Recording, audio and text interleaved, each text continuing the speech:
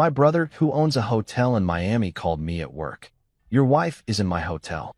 She just checked in with another man. Come over now. I said, you know my wife died 2 years ago. That's not possible.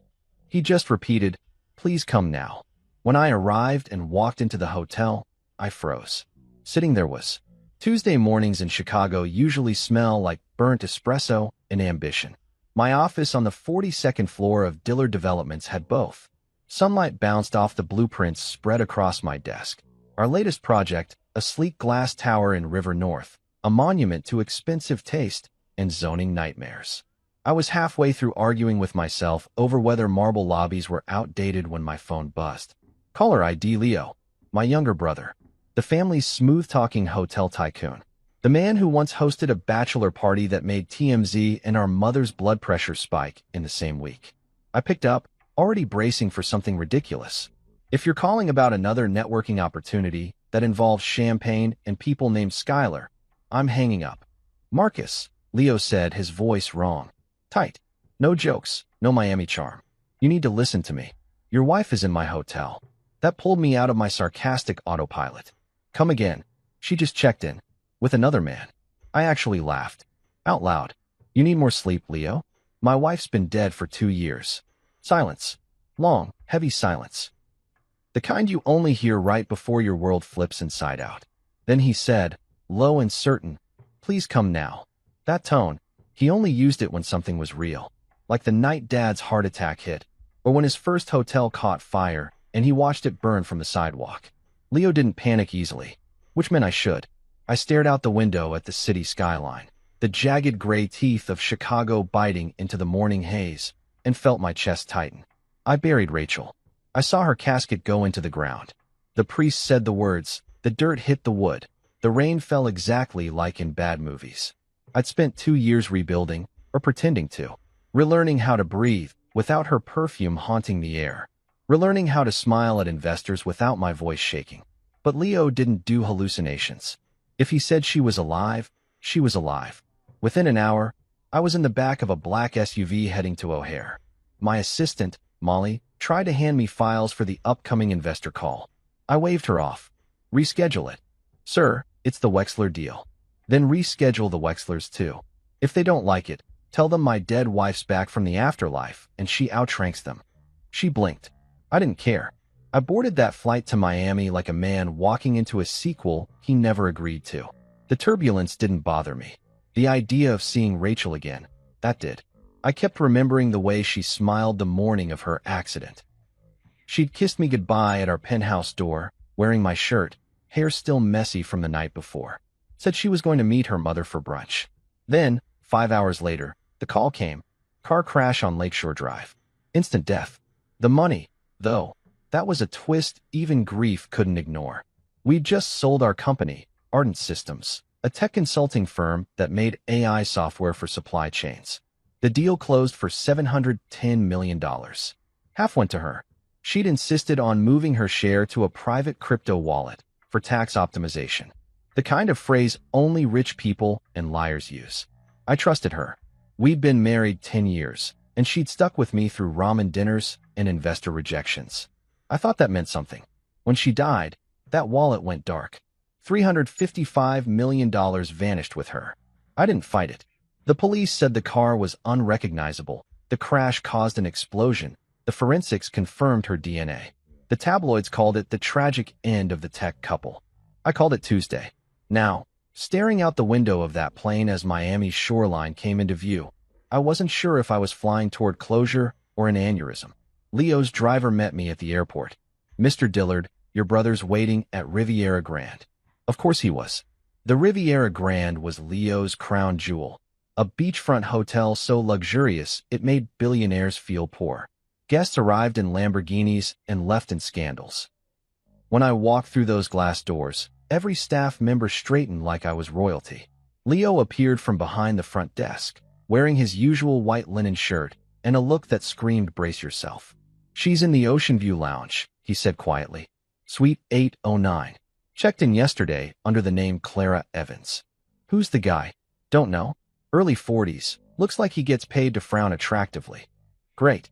A model or a mortgage broker? Leo frowned. Marcus, before you go up there. But I was already walking. My legs moved before my brain could process. The elevator ride felt like a countdown. By the time the doors opened on the 8th floor, my pulse was a bass drum. The lounge was dim, scented with vanilla candles and overpriced secrets. I saw her before she saw me. Rachel. Her hair was the same chestnut brown I used to twirl between my fingers while she worked late on the couch. The same graceful posture.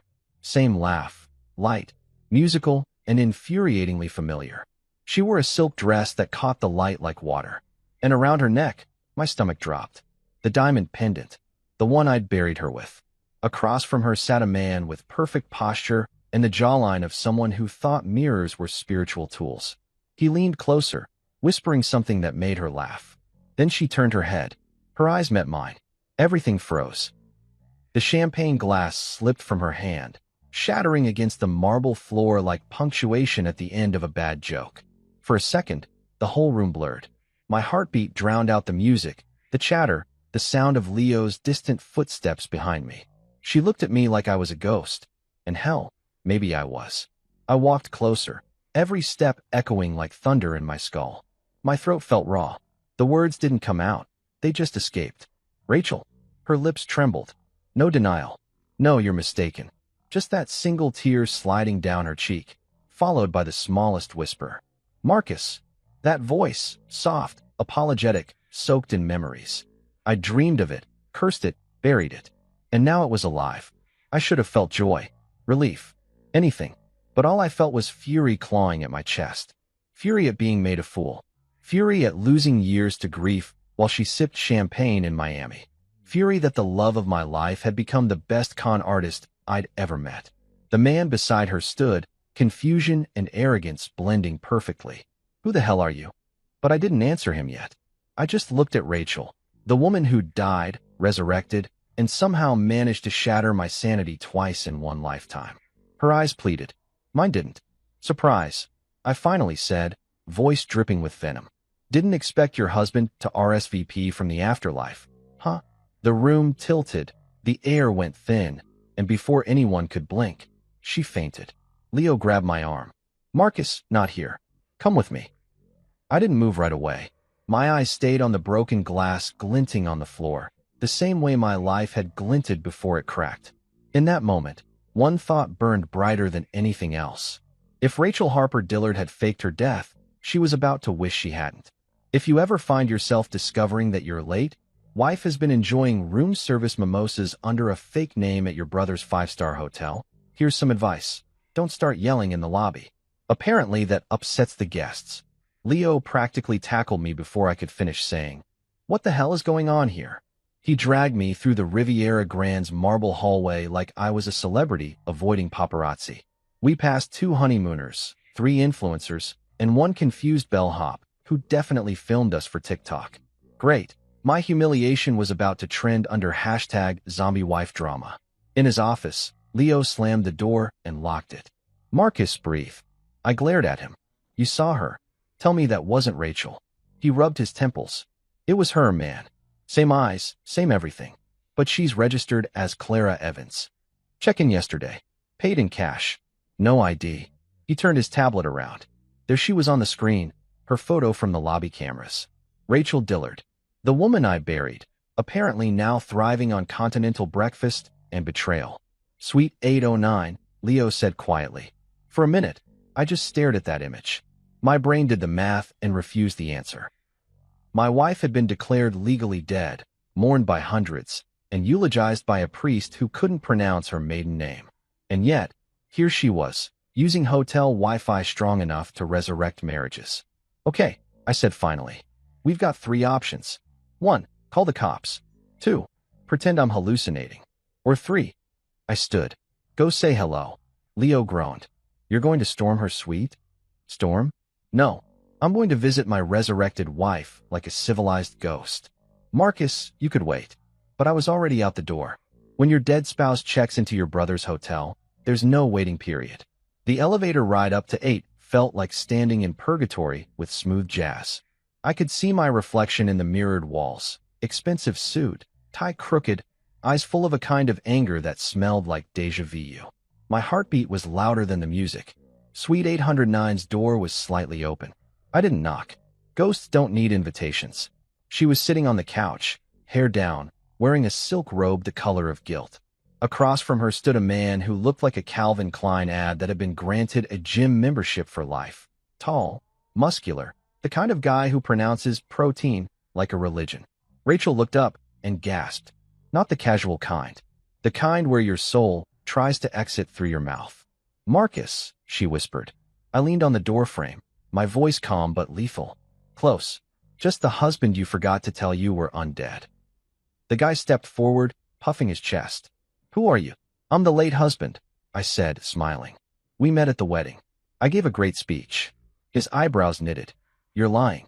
Rachel said her husband died in a plane crash. "Funny," I said. "That's what she told me too." Rachel's hands trembled. She clutched the robe tighter. "Marcus, please, let me explain." "Oh, I can't wait for this." Because the usual explanations don't cover "oops, forgot to stay dead." She started crying. Not the ugly kind. No, Rachel was too trained for that. Perfect, delicate tears rolling down cheeks that still looked like betrayal wrapped in skincare. "I did it to protect you," she said. "You were in danger." I laughed. Couldn't help it. "From what, Rachel?" "Vitamin D deficiency." Her voice cracked. "From my family." "Ah, the Harpers. A clan of people who made rich and dysfunctional look like an art form." Patricia Harper, her mother, could manipulate sympathy like a stock price. Her brother Lance once faked an MBA because he thought the diploma looked good on Tinder. And Gerald Harper, the father, retired financial advisor, professional guilt trip artist. I crossed my arms. "Your family?" "The same family that couldn't manage a lemonade stand without insider trading." She wiped her tears. "They made me do it. The crash, the funeral, everything. They said you were next, that they'd come after you for the money. I had to disappear." I snorted. "And the new boyfriend? Is he part of the protection plan or just cardio?" Jim Ken glared. "Watch it." I turned to him, smiling. "Buddy, unless you own a shovel and a priest, stay out of this." Rachel stepped between us, palms up. "Stop it. Marcus, please, just listen." I did. Against every shred of logic screaming at me, I listened. She told me her family staged the whole thing after we sold the company. They convinced her to fake her death, move the $355 million into a series of crypto wallets, and lay low until the heat died down. Then they divide it and bring her back quietly. Except, according to her, they double-crossed her too. No money, no freedom, no control. Just fake IDs, a forged death certificate, and a promise they never intended to keep. I sank into the armchair across from her. "Let me get this straight. You faked your death, stole our fortune, got scammed by your own family, and now you're sipping Dom Perignon in Miami with Mr. Gluten-Free." "He's not my yoga instructor," she said defensively. I stared at him. "Really?" Because her posture improved since the funeral. He scowled. "You're an asshole." "Maybe," I said, "but at least I'm a living one." Leo's voice crackled through my phone. I'd left it recording. "You good, man?" I muttered, define good. Then, louder, "Rachel, give me one reason not to call the cops." She looked desperate. "Because if you do, they'll find me first. They're dangerous, Marcus. My brother's been threatening Mom for weeks, demanding his cut. He said he'd expose everything. And I'm supposed to believe you now?" "Please," she whispered. "You have to. The thing is, I wanted to hate her. I should have hated her. But seeing her there, alive, terrified, human, it scrambled every rational thought I had left." I ran a hand through my hair. "You faked your death, Rachel. You buried me with you." "I know." Her lip quivered. I didn't have a choice. There it was, the same line every liar uses when the truth finally corners them. But something in her tone wasn't rehearsed. It was raw. Fear real, eyes tired. "Where's the money now?" I asked. "I don't know. Lance moved it after the sale. He said it was safer if I didn't know. But now he's trying to blackmail Mom for his share." She told him she'd handle the loose ends. "Marcus, that means me." I couldn't stay hidden anymore. I stood, pacing. "So what? You show up at my brother's hotel, under a fake name, hoping I'd what? Run into you by accident." She swallowed hard. "No, I came here to warn you. Lance said they'd come after you next. You're the last connection to the money." I stared out the window. Miami's ocean shimmered like it was mocking me. "You know what the worst part is? I said softly. You're the only person I ever trusted with everything. My love, my life, my business. And you turned all three into a crime scene. She whispered, I never meant to hurt you. Yeah, well, congratulations. Intent doesn't change impact. Jim Kin finally spoke again, voice sharp. She doesn't have to take this. We're leaving. I turned slowly, smiling cold. Oh, you're leaving, all right. Just not with her. Marcus. Rachel started, but I raised a hand. Don't. Just don't. I looked at the guy. You know what I see when I look at you? A rebound that didn't read the fine print. She's not who you think she is. Hell, I'm not even sure I know who she is anymore. The guy took a step closer. Big mistake. I'd spent 2 years channeling grief into gym therapy and anger management podcasts. One sharp move from me, and he realized sarcasm wasn't my only skill set. Try me, I said quietly. He backed off. Rachel stepped forward, tears glistening. Please, Marcus. I need your help. I can't do this alone. You mean you need me to clean up the mess you left after robbing me blind? She shook her head. No, I need you because you're the only one smart enough to beat them. They won't stop until they have everything. I studied her face, the same one I once kissed goodnight, now pleading for mercy.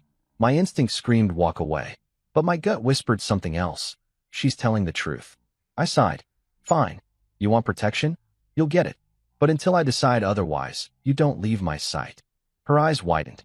What does that mean? It means you're coming with me. She hesitated, then nodded. Where? Leo's penthouse. Cameras, security, no chance of your family playing weekend at Bernie's again. I grabbed her hotel key card off the table. And you, I said to Jim Kin, might want to find a new client. Preferably one who's still alive. He looked confused. Client? Rachel muttered. He's my bodyguard. I blinked. You have a bodyguard? She gave a weak smile. Well, technically had. I turned toward the door. Great. I'm sure the next guy she hires will get a nice severance package, maybe even a funeral. Outside, Leo was pacing. Please tell me you didn't punch anyone. Not yet, I said. But give it time. He handed me his spare keycard. Take her upstairs. I'll clear the cameras. And Marcus, don't kill her until we know why she's back. Can't promise anything, I muttered. When we reached the penthouse, Rachel sat on the sofa, silent, staring out at the Miami skyline. For the first time since she died, she looked small, human, fragile. I poured 2 glasses of scotch and set one in front of her.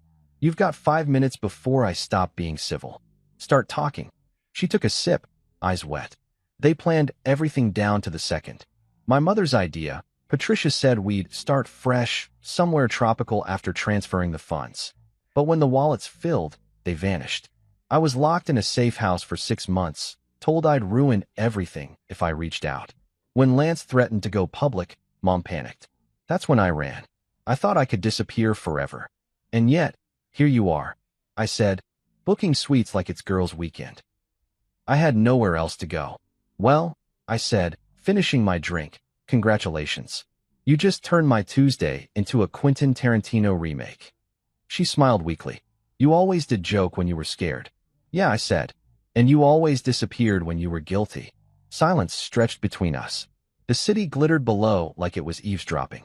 Finally, I stood. You'll stay here tonight. Leo's guards will watch the doors.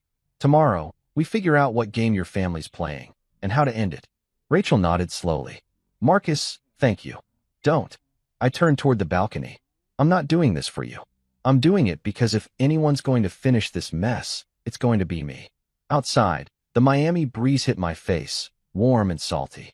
Somewhere down there, Patricia Harper was probably sipping champagne and counting my stolen millions. That was fine, because the next call she got wouldn't be from her daughter. It would be from me. You ever sit in a car with someone who faked their death, stole your fortune, and still somehow expects you to drive? Yeah, that was my Tuesday night. Rachel sat beside me in the passenger seat, quiet, hands folded like a child caught sneaking out. I, on the other hand, was gripping the steering wheel hard enough to leave fingerprints on it forever. Miami's skyline glittered outside the window, pretty, expensive, and completely fake. Just like her funeral. Marcus, she said softly, breaking the silence. Where are we going? Someplace quiet, I replied. Where I can yell without getting banned from my brother's hotel. She didn't argue. Probably smart. I pulled into a pier parking lot overlooking Biscayne Bay. The ocean was calm, which felt like an insult given the storm in my head. I turned off the engine and finally faced her. Start talking. Rachel looked out at the dark water like it might give her courage. You wouldn't believe me. I laughed, humorless. Rachel, I've already seen you rise from the dead. At this point, you could tell me you were recruited by the CIA, and I'd ask which branch. She exhaled shakily. Okay, fine. It started right after the company's sale. I leaned back, crossing my arms, every muscle tight. Mom, she continued, said we needed to move the money quickly before it became a tax target. She introduced me to a financial consultant in her circle, someone who specialized in crypto. I didn't want to hide anything from you, but she made it sound like protection. Said there were people who'd do anything to get that kind of money. Like your family? I asked. She flinched but nodded. Yes. That consultant set up a multi-wallet transfer system, split the $355 million across several cold wallets. I memorized the seed phrase, but I didn't realize they had access to. Of course they did. The Harpers never saw money they didn't think belonged to them. Then came the accident, I said slowly. She nodded, eyes glassy. Mom said we had to make it believable. Lance knew a stunt coordinator who could fake a crash. He found a wrecked car the same model as mine, bribed some officials, even staged photos of the scene. The body wasn't me. They paid an addict for dental work to match mine. Her voice cracked.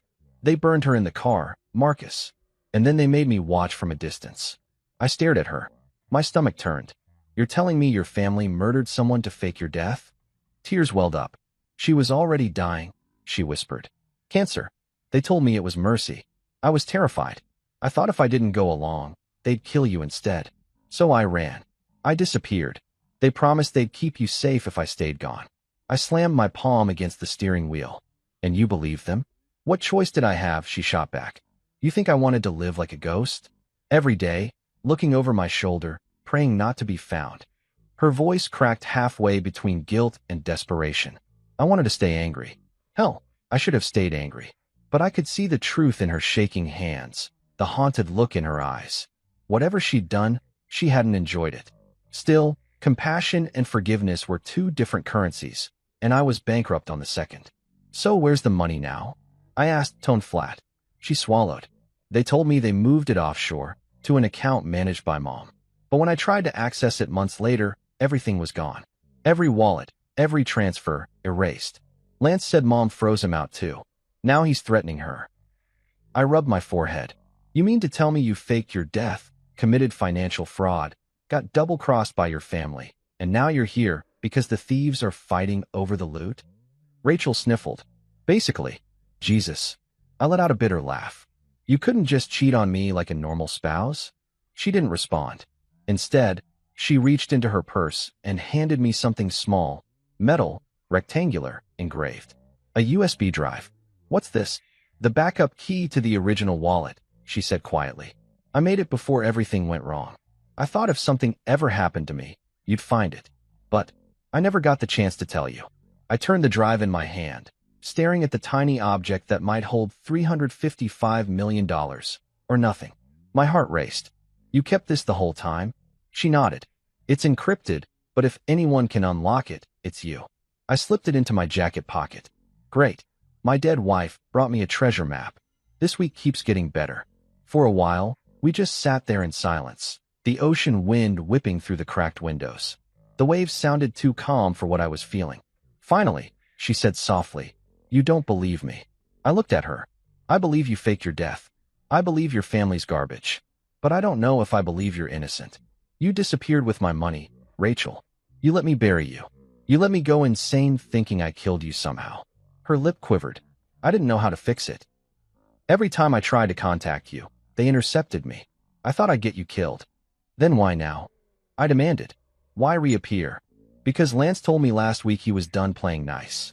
He said he'd leak everything, including my real location, unless Mom paid up. And she said she'd tie up loose ends. I stared at her. Loose ends meaning you. She nodded, eyes wide with fear. Yes, and maybe you. They think you still have the original access key. I smirked. I didn't even have Wi-Fi for 2 years after you died. The only thing I had was therapy bills. That earned a shaky laugh from her. which somehow made me angrier. You think this is funny? I snapped. You think your family stealing our fortune and using a corpse as a decoy is just another Harper family brunch topic? She looked down, voice barely audible. I don't know what to think anymore. The honesty in her tone hit me harder than I expected. For the first time, I saw her not as the woman who destroyed my life, but as someone trapped in a nightmare of her own making. But I still wasn't ready to let go of my rage. You know what's wild? I said, starting the car again. You spent all this time pretending to be dead, but I'm the one who stopped living. Her eyes filled with tears again. Marcus, save it. We're done talking for tonight. I drove her back to Leo's penthouse, silence heavy between us. When we pulled up, Leo was waiting by the entrance, coffee in one hand, curiosity in the other. He took one look at Rachel and whistled. Damn, you weren't kidding. Yeah, I muttered. She's got a better resurrection story than Jesus. Rachel shot him a glare. I didn't ask to come back. Leo raised an eyebrow. You faked your death, sweetheart. Pretty sure asking stopped being your strong suit. Leo, I warned, not now. He held up his hands. All right. You want me to post guards tonight? Yeah, full coverage. Anyone suspicious near the building, call me. Rachel stepped out, and for a moment, she looked at the Miami skyline like it was the edge of freedom she'd never get back. Leo leaned closer to me as we walked in. You buying any of this? I'm buying just enough to keep her alive until I find the truth. In the penthouse, Rachel went straight to the balcony, hugging herself. I poured a drink, because nothing says emotional clarity like 18-year-old scotch, and watched her silhouette against the city lights. Why here, Rachel? I asked quietly. Out of every hotel in Miami, why my brother's? She turned. Because I knew you'd find me here. Leo's place was always your escape. I thought maybe it still would be. I stared at her for a long time. You're right, I said finally. This was my escape. Until tonight. Her voice broke. What are you going to do? What I do best, I said, finishing my drink. Solve problems that shouldn't exist. She frowned. You mean? I mean I'm going to find your family. And I'm going to take back every damn dollar they stole. Her eyes widened. Marcus, they'll kill you. I smiled thinly. They already tried, remember? Didn't stick. Leo appeared at the doorway, holding his phone. By the way, big bro, guess who just checked into a hotel 2 blocks from here? Don't say it, I muttered. Patricia Harper. Registered under Mrs. Gerald Hale. Fake name, same face. And she's got company. Rachel gasped. They found me. I set my glass down. No, Rachel. We found them. For the first time that night, the air shifted. The fear on her face turned into something else, hope. But for me, it wasn't about hope. It was about debt collection. Because while ghosts might not pay hotel bills, the living sure as hell do. And I was about to make sure the Harpers paid, with interest. Leo's penthouse felt like a bunker built by a man whose hobbies were martinis and surveillance. Cameras tucked into picture frames, a security panel that looked like it belonged in a mission control center, and a sofa so wide you could nap your way through an apocalypse. He poured us each a drink with the solemnity of a priest administering communion, if priests wore linen shirts and had trust funds. Rachel sat on the far end of the couch, like she was practicing social distancing from the truth. She kept folding and refolding her hands as if origami could fix moral bankruptcy. Leo set a plate of leftover caviar between us like a peace offering. I shoved it aside. Caviar felt inappropriate next to a confession. You sure this is the only safe place in Miami that doesn't have a bulletproof selfie booth? I asked. Leo rolled his eyes. Let's focus. What did you tell them? And whose bright idea was it to book under Clara Evans? Rachel blinked. Lance did the alias. Said it would be less traceable. Patricia handled the transfers. Patricia. The name landed in the room with the soft thud of a guillotine blade. She was everything the tabloids would invent if they could bottle manipulation and sell it in a designer vial. Think PDA president meets mafia accountant. Extra pearls, extra teeth. Lance was the kind of man who put aspiring before every noun in his LinkedIn bio. Gerald, their father, was a retired small-time financier who gave guilt lectures at brunch and passed the sympathy plate. You handled the transfers? I asked Rachel. You let them touch our money? They told me they were protecting it, she said. Her voice was small, like it had been shrunk by too many secrets. They called it a contingency plan. If anything happened to me, The money would be safe until they could bring it back. And what happens when the people protecting your money turn out to be the wolves in the suit? Leo asked. They lied, Rachel said. They said it would be temporary. But after the wallets were funded, I had no access. When I asked, they told me to wait. Wait for what? I was locked in a safe house for months. They said it was for my safety. Safe house, I repeated. That's hospitality without consent. She swallowed. They convinced me it was to protect you. That if I stayed hidden, Mom would keep you safe. But when Lance went rogue and started demanding a bigger cut, Mom panicked. She told Lance to lay low. He threatened to blow the whole thing up if she didn't give him his share. Patricia thought cleaning up would be cheaper. And by cleaning up she meant I didn't finish. I didn't want the image of Patricia with a cloth and a shovel in her hands. But the picture painted itself regardless. She meant me, Rachel whispered. Leo grunted. Classy. The more she talked, the more the picture took shape. Patricia as ringmaster, Lance as the idiot who thinks loyalty is a suggestion, Gerald as the sad moral backbone who reads ethical philosophy but forgets to apply it. It was painfully domestic, like a horror movie with a trust fund. You could have come to me, I said. You could have what? Sent a postcard from the Bahamas? Left a smoke signal? You think I didn't try? Her shoulders shook. Every attempt to contact you was intercepted. They gave me one burner phone a month and checked it. They told me if I tried to contact you directly, they'd tell you I was trying to extort you. Or worse, implicate you in tax fraud. They arranged fake documents. Marcus. They had people in place.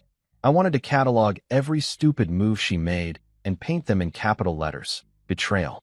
But part of me, maybe the part that remembered her hands in mine when we closed deals, the part that knew her laugh before it left her throat, kept reaching for nuance. That tenderness sucked more oxygen out of my rage than I wanted to admit. So Lance goes rogue, I said. He tries to blackmail Patricia for his share. Patricia panics and tells him to handle the loose ends. He gets sloppy. He threatens to expose everything. You run. You show up here, of all places. That's the abridged Harper handbook. That's it, she said. Lance told Patricia if he didn't get his cut, he'd go public. He said he'd tell the press it was all you. Accusations, tax fraud, murder conspiracy. She panicked and talked about cleaning the problem. That's when I thought they were going to kill me. And you thought the best solution was to fake your death? Who advised this brilliant move? The family consigliera. I snapped. They advised me. Lance found a guy. Patricia found invoices. Gerald pretended he was ill and wrung his hands. They made it look real. She swallowed. They told me it was the only way to make you safe. You realize making me safe meant making me an orphan in reverse? I said. You took my chance to grieve honestly. She started shaking her head, tears collecting in a place that made me want to crack open a trash can of comforting lies. I didn't think I would miss you the way I did. I thought I could get away, start over. But then I found out they'd taken everything and kept the account secret from me. I tried to get money to start again. I asked Lance. He said everything was controlled by Mom. When he tried to get more, Mom locked him out. He panicked and threatened her. So Mom double-crossed her own son for a better portfolio? Leo mused. That's some next-level cold. Rachel bit her lip. She lies well. She looked at me. I didn't come back because I wanted your life. I came back because Lance said I was next. And you believe him? I asked. She looked me dead in the eye. I do. For a few minutes the television in the corner played a travelogue of the Amalfi Coast. We watched it like it was a documentary about a civilization that had never existed. None of it mattered. The thing that mattered was the Harper's family war, played out over offshore bank accounts and fake obituaries. You're saying your family faked your death and then decided you were expendable when the money got hot. I said, more to myself than to her. That's what happened, she whispered. I don't know what to do. I'm not safe. I came here because I knew Leo would help. And because I hoped you might also help. The sentence landed like a grenade with the pin pulled. Help. Not forgiveness. Not understanding. Help. That was the sacrificial, humiliating thing. Asking the man you wronged for salvage. You want my help? I said flatly. You want me to fix what you broke? She nodded. I can't do it without you. There it was again, her humility or her bargaining. The kind of statement that can be sincere and manipulative in the same breath. I could see the calculation in her eyes. Leverage my love, my grief, my rage, whichever tool was most likely to open the vault. I stood and paced. The penthouse felt smaller the more I visualized Patricia in her sarongs counting my money. I had two choices: walk away and let the Harpers eat their own, or dive in and make them regret the day they ever learned what greed tastes like when someone fights back. Fine, I said finally. We do this my way, and my way has 3 rules. She blinked. What rules? Rule 1, you stop lying to me. All of it. Full truth. No edits, no director's cut. I watched her face. She flinched, but nodded. Rule 2, you stay in protective custody. Leo's cameras will be on you. No solo rooftop yoga, understand? She gave a watery smile. I understand. Rule 3, you cooperate. We get proof. We don't star in another Harper family drama without receipts. If your brother has access to anything, we get forensic proof. If Patricia has villas in Dubai, we make a list and freeze them. And if you've got any tricks left, you hand them over. She swallowed. I have a backup drive. I made a copy of the seed phrase before I left. I kept it hidden. She reached into her bag and, with hands that trembled more from relief than fear, handed me a small metal drive. I only remembered where I put it last week. I took it, heavy as a relic. You realize this is basically the Rosetta Stone to our ruin, or our salvation? She nodded. Good. Then we move tomorrow. I felt a cold steadiness settle into me, the kind that shows up after shock, redirect the energy into action. Lydia's the cyber expert I know. She'll help trace transfers. Leo will keep you safe. We'll bring in legal if we need to. But make no mistake, this will get ugly. Rachel's eyes filled with gratitude and fear, a cocktail I'd mixed before in less compromising settings. Thank you, she whispered. Don't say thank you yet, I said. Say I owe you nothing, and yet I'm doing this because I want the truth. Say that. She tried. I owe you nothing. I didn't believe her, but the words felt like a bandage on mine, and maybe that was enough for the moment. Later, alone on the balcony with a whiskey that tasted like it had seen worse nights, I thought about resurrection. Not the holy kind, the quiet, monstrous kind where people return and expect everything to be how it was. Resurrection with a price tag. Resurrection with strings. Rachel had come back asking for a favor. The Harpers had come back asking for a payout. And me? I was caught between 2 kinds of debt, the ledger of money and the ledger of a heart that still remembered the way she used to hum when she thought I was asleep. I looked over the city, lights winking like taunting eyes. If the Harpers wanted my money, they'd have to pry it from a friend who'd built an empire out of stubbornness and spite. If they wanted my silence, they'd better pack a bag. I wasn't cheap, and I was not silent. Resurrection, I decided, could wait. Collection wouldn't. The morning after Rachel's resurrection felt less like a new day and more like a corporate crisis meeting sponsored by Heartbreak. Leo's penthouse smelled like coffee, fear, and expensive regret. I hadn't slept. My brain had been stuck replaying Rachel's voice saying, "They took the money." It sounded less like confession and more like a badly written plot twist I couldn't rewrite. So when the clock hit 8 a.m., I did what any emotionally bankrupt man with too much money and a vendetta would do. I called Lydia Perez. Lydia wasn't your typical IT expert. She was a cyber forensics goddess with tattoos of binary code on her wrist and the patience of a caffeine addict who'd already had her morning fix. We met years ago when she accidentally hacked one of my subsidiary firms to prove their firewall sucked, she claimed, and I decided to hire her instead of suing her. She owed me a favor, and I intended to cash it in like a debt collector with a grudge. When she picked up, her tone was sharp, awake, and slightly irritated. Classic Lydia. "Marcus, it's barely morning. What did you do now?" "Nothing illegal. Yet. That yet sounds expensive." I exhaled. "I need you in Miami. I'm dealing with something complicated." Complicated like last time, when your CFO tried to launder funds through a charity for dolphins. "Worse," I said. "My dead wife isn't dead. Also, she might have stolen $355 million in crypto." Silence. Then a flat. "I'm on the next flight." By noon, Lydia was in the penthouse, wearing black jeans, combat boots, and an expression that could cut steel. She dropped her laptop bag on the counter, glanced at Rachel, and muttered, "So you're the ghost bride. Cute necklace. You come with your own haunting music." Rachel looked like she wanted to crawl under a rug. I didn't intervene. Lydia thrived on discomfort. It kept people honest. "All right, Mr. Dillard," she said, spinning a chair around to face me. Tell me everything. Don't leave out the crazy parts. Those are usually the useful ones. So I did, from the fake crash to the stolen fortune to the offshore accounts. Lydia listened without interrupting, fingers tapping rhythmically on the table like she was coding in her head. When I mentioned the USB drive Rachel gave me, her eyes gleamed. You still have it? Right here, I said, pulling it from my jacket. She took it like it was a relic. If this thing holds even a fraction of that money, your wife's family is going to wish they'd taken up knitting instead of crime. Leo walked in carrying croissants and gossip. So, this the hacker chick? Lydia didn't even look up. This the hotel guy who thinks a camera system counts as cybersecurity? Leo blinked. Okay, fair. Rachel sat quietly, wrapped in one of Leo's oversized hoodies, looking more like a witness than a suspect. I didn't feel sorry for her, but I also didn't feel the rage I expected. Maybe I was just too tired to hate efficiently. Lydia set up her laptop like a battlefield surgeon prepping for war. Cables, encryption tools, external SSDs, the works. Here's the deal, she said. Crypto moves leave traces. Ghost traces, but traces nonetheless. I can't open this wallet without triggering a security ping, so I'll mirror it first. English, Lydia, Leo said. She's cloning the data. I translated.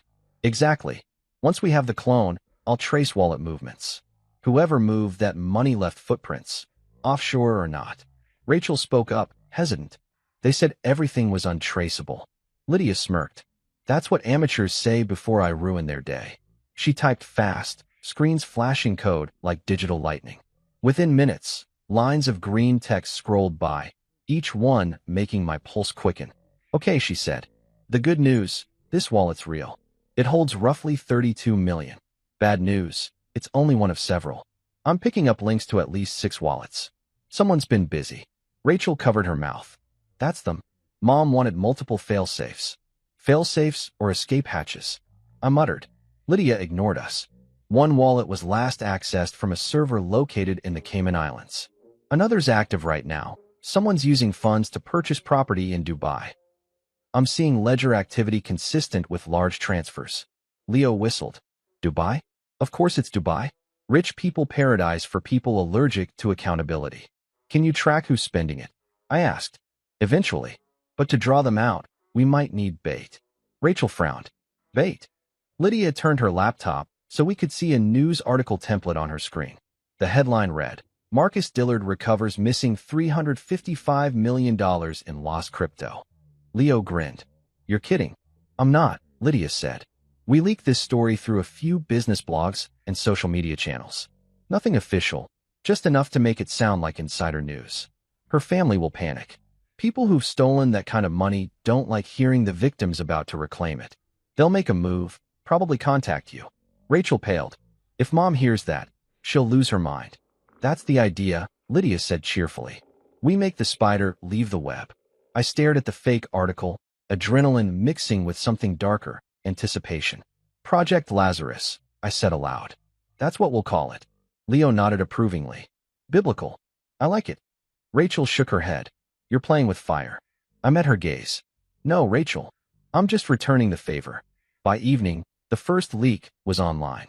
A small crypto blog out of Austin ran the headline, claiming exclusive insider info about Marcus Dillard recovering access to the infamous lost wallet. Lydia made sure it looked convincingly accidental, complete with fake screenshots of transaction confirmations. It didn't take long. 2 hours later, my phone buzzed. Unknown number. Don't answer, Lydia said, already tracing the call through her system. I did anyway. This is Marcus. A pause. Then a woman's voice, cold, composed, familiar. Marcus, darling. You sound well.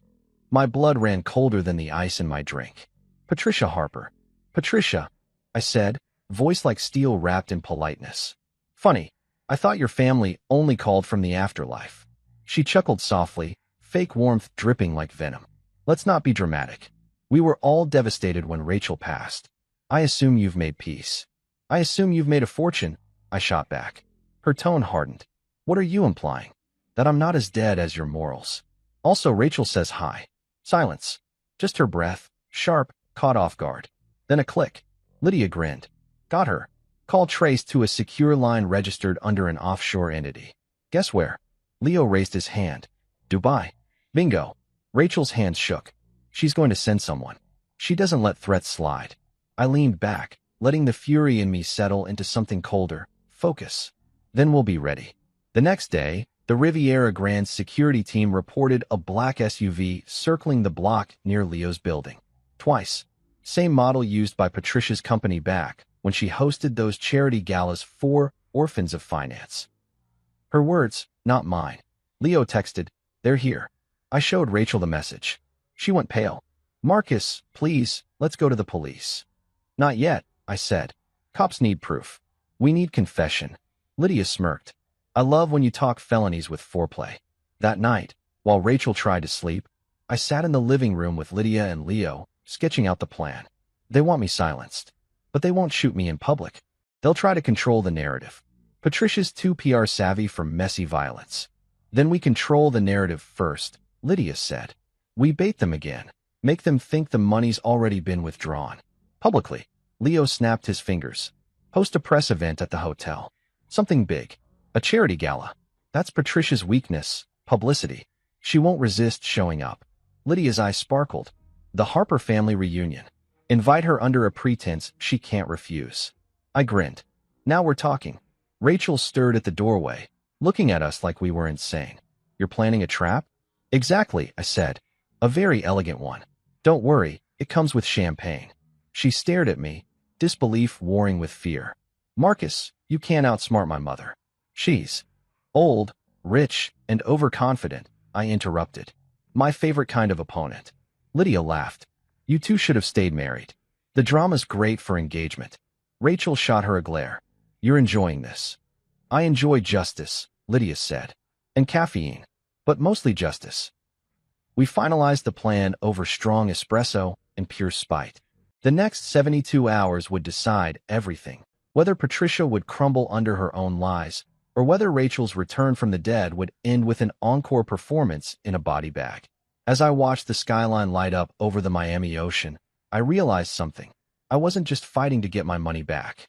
I was fighting for closure, for control, for every version of myself that had been buried alongside Rachel's fake coffin.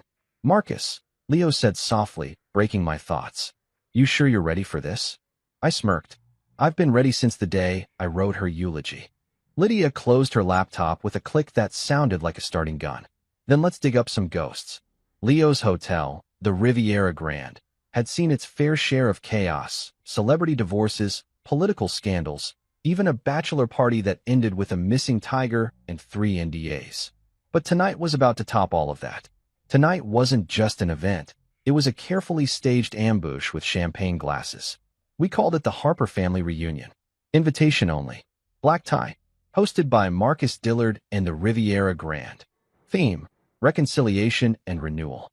If you didn't know any better, you'd think we were gathering to hold hands and sing about healing. In reality, we were baiting billion-dollar snakes with shrimp cocktails.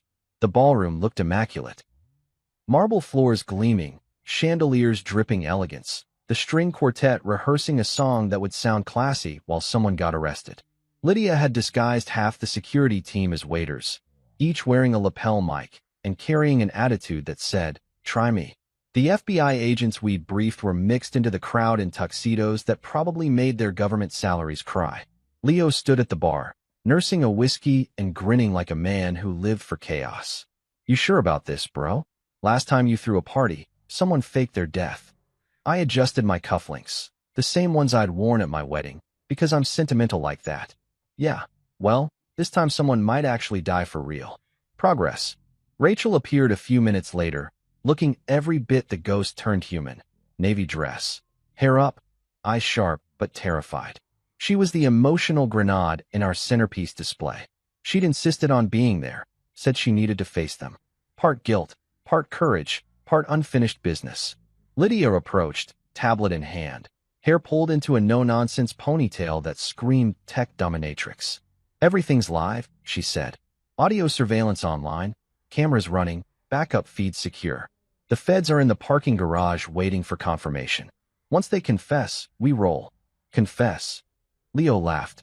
"You're talking like we're priests." "We're worse," I said. We have receipts.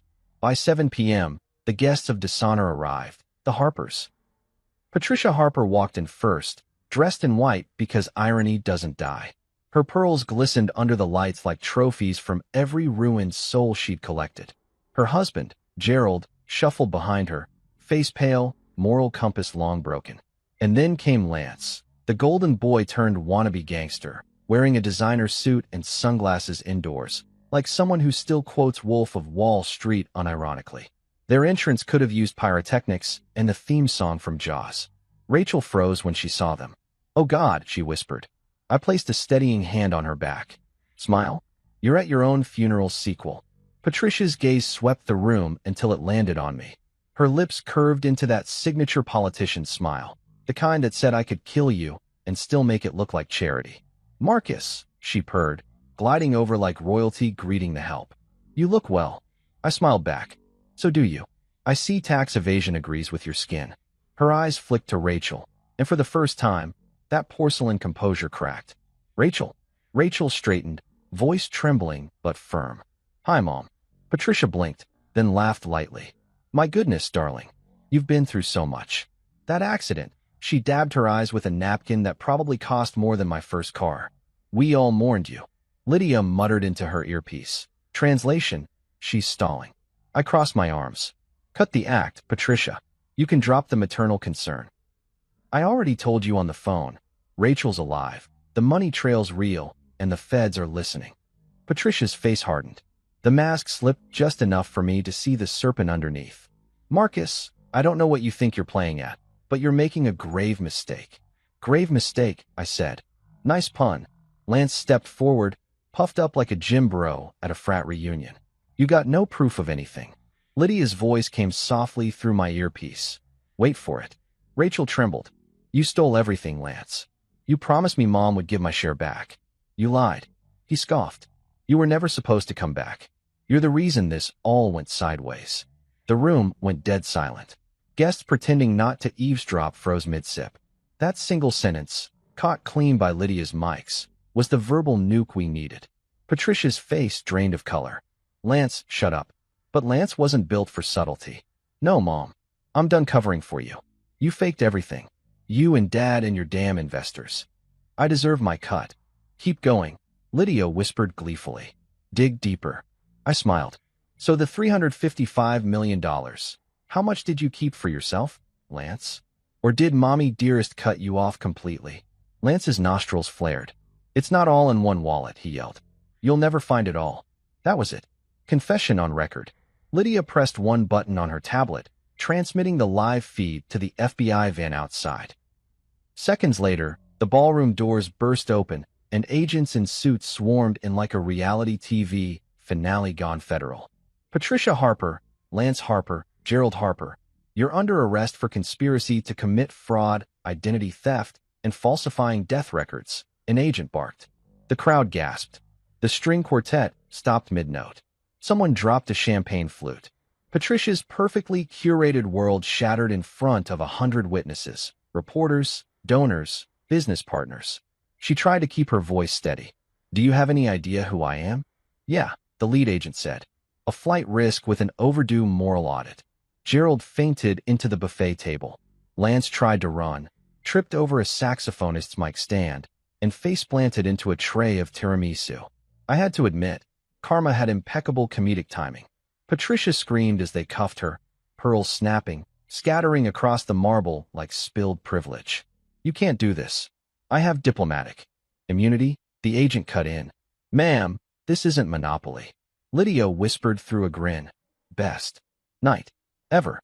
Rachel stood frozen beside me, tears streaming down her cheeks. Relief, shame, everything at once. I didn't think it would end like this. I looked at her, voice calm but sharp. I did. As the Harpers were escorted out, cameras flashed, reporters shouted, and Leo sidled up beside me. "You know, I should charge admission for this kind of drama. Dinner and an arrest." I smirked. "Throw in dessert, and you've got a franchise." Lydia joined us, phone buzzing with alerts. "It's already hitting the news." Headline: Tech Mobile's dead wife found alive in $355 million crypto sting. "You're trending on X, Marcus." People are calling you the real-life Batman. I groaned. Great. I always wanted to be rich and emotionally unstable. Leo laughed. 2 out of 2, brother. Rachel turned to me. You're not angry? Oh, I'm angry, I said. Just not at you right now.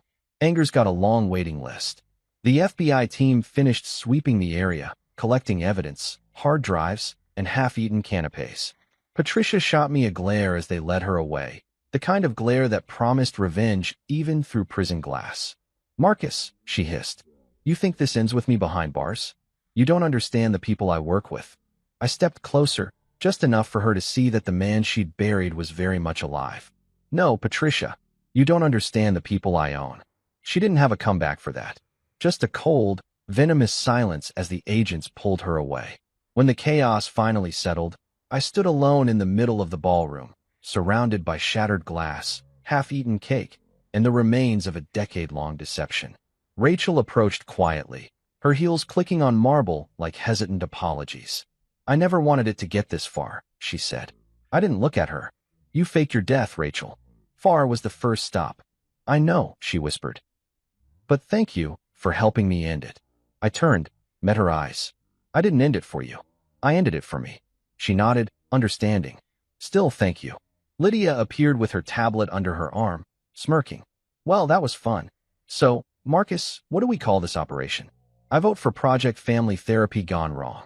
Leo chuckled. Nah, it's the resurrection scam. Sounds like a Netflix doc. I drained my drink and set it on the table. Call it what you want. Just make sure the headline says I got my money back.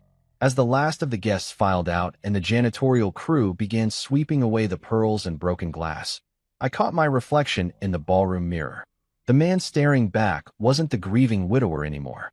He was sharper, colder, alive in a way only revenge could resurrect. Leo clapped a hand on my shoulder. You good? I smirked faintly. Never better. Next time, he said, maybe we stick to brunches.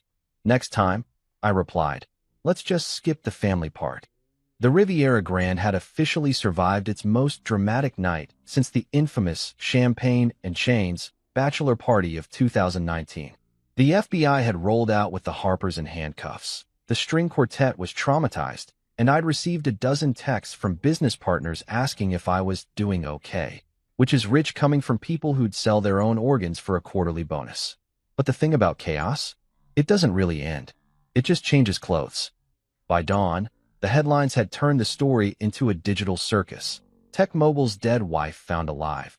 Family behind elaborate $355 million crypto scam. Every news outlet wanted an interview. TMZ even called Leo pretending to be my assistant. I turned off my phone after CNN tried to ask if Rachel and I were reuniting romantically after resurrection. America loves a love story, even the kind written by lunatics. Leo, on the other hand, was thriving. Bro, do you realize how many new bookings we got overnight? We're trending. #Hotel of Justice. I glared at him from across the penthouse breakfast table. Great. Maybe we can add a murder suite package. He grinned. Already trademarked. Rachel sat quietly, sipping her tea like it was penance. Her hair was pulled back, her eyes red but calmer now. She'd been up all night giving statements to federal agents. Lydia too, though Lydia seemed to enjoy it, like the world's most caffeinated detective. Speaking of, Lydia was pacing the room, tablet in hand, looking like a human firewall. So, I just finished combing through Patricia's laptop, she said. There's something you're going to want to see. Please tell me it's a confession video, I said. Better. It's a backup file of offshore transfers, 6 cold wallets, totaling about $290 million in recoverable assets. But here's the kicker. There's one more wallet that wasn't on any of the lists. It's ghosted, completely separate. Somebody else was moving money behind their backs. Rachel frowned. Someone else? Who? Lydia tapped her screen. We're working on that. The transfers link back to a hotel server. She looked up. This hotel. I blinked. You're saying the Riviera Grand system was used to move stolen funds? Leo froze mid-sip of his espresso. Hey, hold on. My hotel's clean. I run a legitimate operation. Sure, Lydia said. Except for that VIP suite on the 12th floor with the private server access. Someone used it to launder digital currency between Patricia's accounts and a new shell corporation. The name on the incorporation documents. She flipped the tablet toward me. Rachel Dillard Holdings, LLC. Rachel gasped. What? I didn't. I held up a hand. Relax. I know you didn't. You're too emotionally transparent to fake an LLC. Leo swore under his breath. Damn it, Marcus. That means someone's still inside my system. Or someone's trying to make it look like Rachel's still playing the game, Lydia said. Either way, they're not finished. And there it was, the chill that crawls up your spine when you realize you've just won the battle, but the war's checking its watch. By noon, the FBI had returned for a follow-up. Agent Davenport, the kind of man whose haircut had a security clearance, leaned against the counter with his notepad. We've frozen the major Harper assets. Most of your funds are recoverable, but the phantom account Lydia found complicates things. You're sure Rachel didn't set this up? Rachel bristled. No, I was in hiding, remember? I barely had Wi-Fi. He nodded slowly, clearly unconvinced. All right, we'll investigate the Shell Corp. In the meantime, stay put.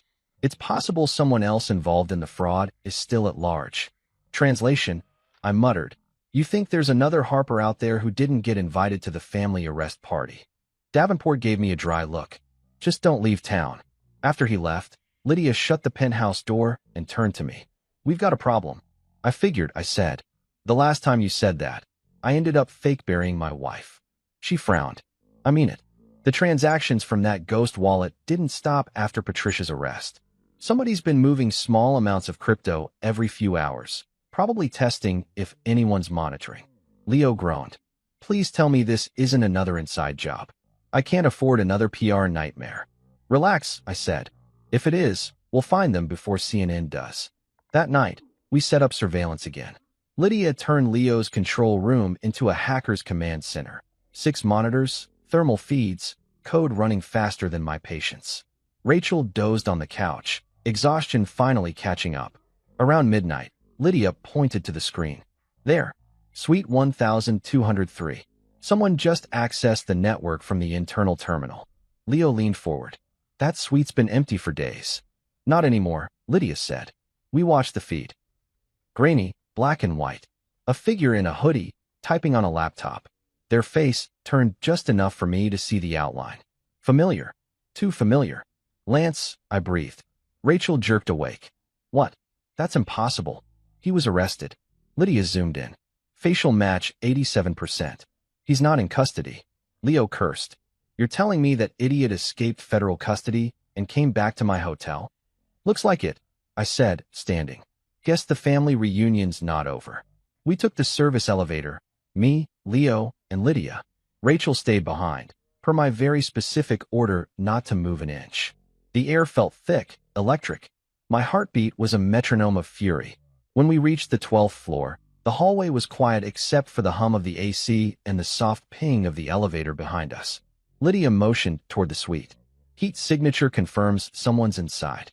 Leo whispered, You sure you don't want to call security? I grinned. Nah, this is personal.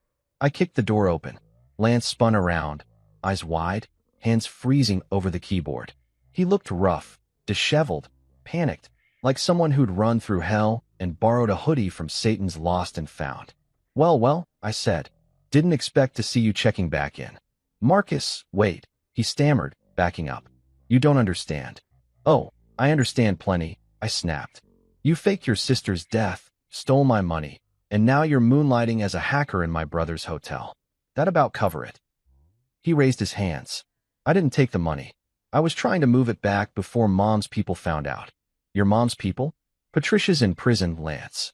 He shook his head frantically. You don't get it. She wasn't the only one. There's someone else behind all of this, the consultant Mom hired. The guy who set up the offshore wallets. He's still out there. And he's cleaning house. Lydia narrowed her eyes. Name? I don't know his real one, Lance said. He called himself Voss. Ex-fintech guy. Said he could make any trace disappear. Mom hired him, but then she started taking orders from him. He's the one who told her to fake Rachel's death. I swear, I was just following orders. Congratulations, I said. That's what every criminal says right before they get new handcuffs. I moved closer, but Lydia held up a hand. Wait, he's right about one thing. I've seen that alias before. Voss, real name Samuel Vosser. He ran a laundering network through crypto exchanges in Singapore. He vanished 3 years ago. Perfect, Leo muttered. So now we're dealing with an international cybercriminal who uses my Wi-Fi. Lance gestured desperately toward the laptop. He's been sending messages. He wants the last wallet key. He said if I didn't deliver, he'd come after me. And Rachel. I paused. You mean the backup drive? Lance nodded. Yeah, that's what he's after. Lydia crossed her arms. Too bad for him. We already cloned it. Does he know that? I asked. Probably not, she said.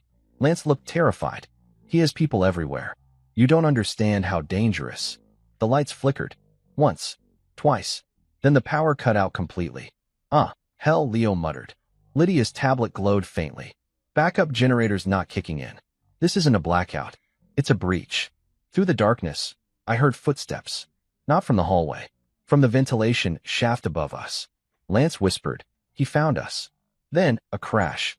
The sound of metal hitting marble. Sparks from the corridor lights as they flickered back to life, revealing a figure standing at the end of the hall. Tall, broad-shouldered, dressed in black. His face hidden beneath a mask, his voice distorted when he spoke. Marcus Dillard, he said calmly. You should have stayed buried with your wife. I stepped forward slowly, adrenaline humming in my veins. Sorry, Voss. I don't do burials twice. He raised a silenced pistol. Lydia cursed under her breath. Leo grabbed a fire extinguisher. I swear, my Yelp reviews are going to tank after this. And just like that, chaos again. Shots fired. Smoke. Alarms blaring. Lance dove under a table. Lydia dragged me behind the wall console, muttering, I told you we should have brought security. When the smoke cleared, Voss was gone. But his message wasn't. On the laptop screen, glowing in eerie green text, were the words. The key belongs to me. Tell Rachel I'll come collect. I stared at it, every muscle tense. The reunion had been hell, sure. But this? This was the sequel. And something told me Voss didn't do happy endings. When the Miami PD finally stopped treating Leo's hotel like a live-action CSI episode, the place smelled like gunpowder, burnt carpet, and regret. Guests were posting videos on TikTok captioned, Real shootout at Riviera Grande, face screaming in fear, fire hashtag only in Miami. Leo was threatening to sue half of social media for defamation and the other half for filming him in a bad angle. Meanwhile, the FBI turned the penthouse into a temporary command center. Laptops, headsets, agents who looked allergic to humor, all of it. Agent Davenport, our favorite haircut with a badge, was back, and this time he wasn't smiling. So let me get this straight, he said, scribbling in his notepad. A man named Samuel Voss, international cybercriminal, presumed dead, just waltzed into your brother's hotel, fired a gun, and left a threat message for your wife. Ex-wife? I corrected automatically. Rachel shot me a glare. Not the time. I shrugged. It's always the time for accuracy. Davenport sighed like a man whose coffee had been decaf for a decade. And he's after a wallet key? Yeah, I said. The same key holding what's left of $355 million that used to be mine. My condolences to my sanity. He jotted that down, probably under suspect uses sarcasm as coping mechanism. Lydia was pacing near the window, tablet in hand. We got lucky, Davenport. If Voss had aimed better, we'd be cleaning billionaires off the carpet. But the fact that he found us means he's got serious intel. Someone's feeding him from the inside. Inside the FBI? Leo asked, horrified. Or inside my hotel? Lydia smirked. Could be both. Don't flatter yourself. Davenport looked ready to throw himself into traffic. All right, we'll assign full protection detail to Ms. Dillard and sweep the premises again. Mr. Dillard, I suggest you stay somewhere secure. Like where? I asked. A monastery? I don't do well with quiet. I don't care, he said flatly. Just stay out of sight until we locate Voss. As he left, I turned to Leo. You still have that private suite on the top floor? The one with the soundproof windows. Leo frowned. You mean the Panic Suite? Yeah, but it's usually for celebrities hiding from scandal. Perfect, I said, because this one's about to trend worldwide. By that night, the hotel was quieter, but my head wasn't. The events replayed in loops. Rachel screaming, gunfire echoing, Voss's distorted voice saying, You should have stayed buried. The irony wasn't lost on me. Apparently, I'm irresistible to people who prefer their victims buried. Rachel sat on the couch across from me, knees drawn up, blanket around her shoulders. He won't stop, Marcus. Voss doesn't lose. He's too careful. Then he hasn't met me, I said. Her voice cracked. This isn't a boardroom war. No, I said, sipping my bourbon.